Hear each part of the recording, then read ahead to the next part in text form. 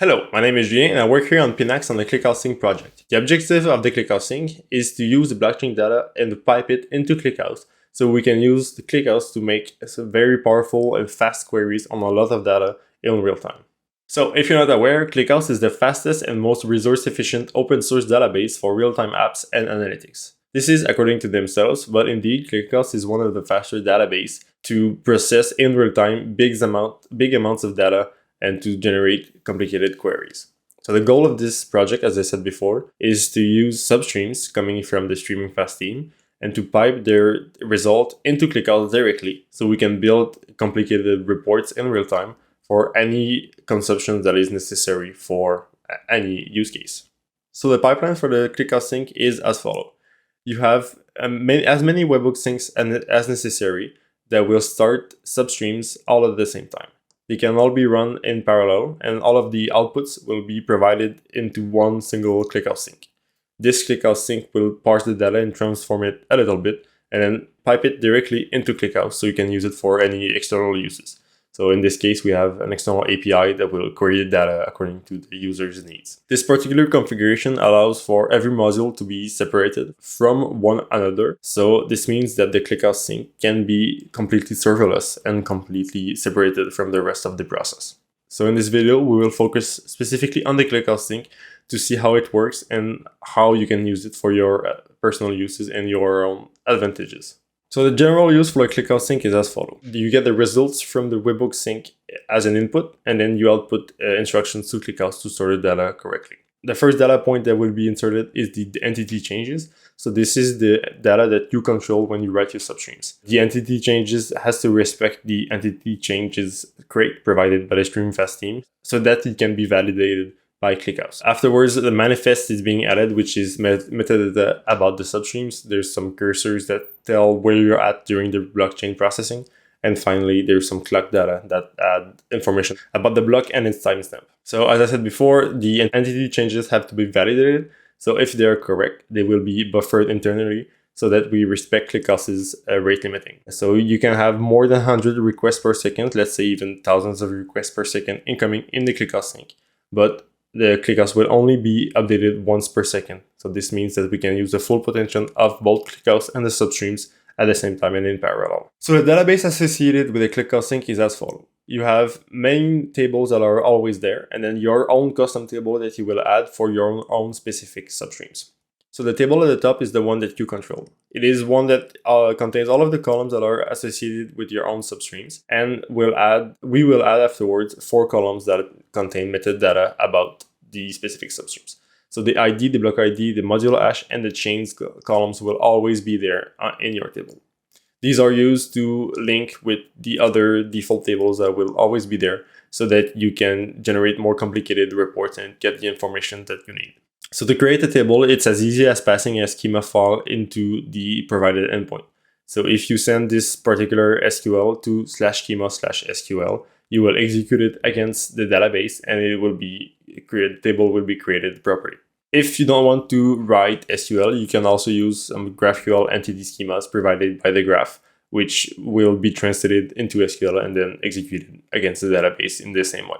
It is good to note, though, that, as I said before, you have 4 thematic columns that will always be inserted into any tables that you create. So the schema on the left will actually be executed as the one on the right. So the ID, chain, block ID, and module hash columns will be added automatically. This means that you cannot use these names when you create your tables, but you can use them in your sorting key, for example, if you want to optimize your table specifically against a few fields. Finally, if you don't want to use an SQL schema or a GraphQL schema and you want to use the full power of ClickHouse, so if you don't provide any schema, by default the data will be parsed into this table, which means that you can then use ClickHouse, let's say, materialized views to generate a table based on the data and exactly in the way that you want it to for your particular use case.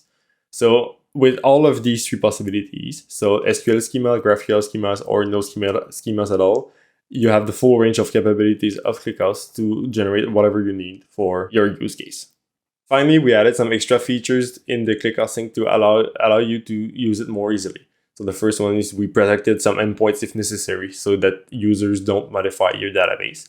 And we added a read-only mode so that you can query the database without being explicitly connected to it. So this would allow you to test quick queries while it's processing data to know what's happening if everything is correct. We also added some baked-in default queries that would allow you to know where you're at in the processing, to see if there's some missing blocks and if you have to restart the webhook process, and to just know some debug information about the sync process. Now for the demo. If you want to use the ClickHouse Sync, it's fairly easy. You only have to download the archive from our GitHub and just run it with the proper configuration. So currently it's running on localhost 3000, but if needed, you can point it to anywhere you need it to be. So you have a simple Swagger view where you have the main endpoints you have to use to execute any queries on the ClickHouse Sync. So the first one you will want to do is to authorize. So you simply enter your password to be authenticated correctly. So here's my super secret password, and then I'm correctly authenticated, and I can init the database correctly. So I just try out the init query and I run it. And as you can see, all of my default tables have been created. But I also want to have my specific schema for the substreams I want to run. So I can use the /SQL endpoint and then try it out with any specific schema that I need. So here I have a clock table with the seconds and nanoseconds endpoint. And if I run it, you can see that it's been correctly created. We can validate all of that using the /query endpoint to run any select statements on ClickHouse. So I can show all my tables, and if I run it, you can see my clock table has been created with all of the other default tables. So we're ready to run. So if I just start the webhook process and it goes, you will see that the data is being piped in fairly fast. So currently you can see that as much data is going through as possible. And if we go on the endpoint, we can see, let's say, how many blocks,